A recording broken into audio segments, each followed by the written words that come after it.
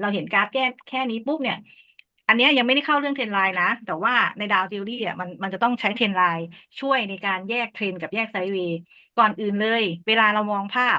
ไอ้เรื่องทฤษฎีเมื่อกี้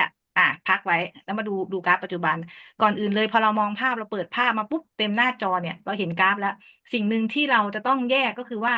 สวิงของราคาตรงนี้สูงสุดเนาะตรงนี้สูงสุดแล้วก็มีการไล่ลงมา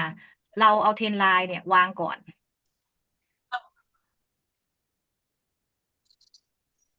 เราวางเทรนไลน์แบบนี้ก่อนแล้วตรงเนี้ยมีแท่งเทียนที่เป็นสีเดียวกันยังไม่สลับเนาะยังไม่สลับยังไม่ค่ะสลับสีเราวัดตัวนี้มาก่อน1 ตัวให้เราเห็นตรงนี้ก่อนอ่าเสร็จแล้วมีการพักตัวตรงนี้1 เซตเราเห็นละมีการพักตัวตรงนี้1 เซตคือเราต้องมาร์กตั้งแต่จุดเริ่มต้นจุดเริ่มต้นของราคาก่อน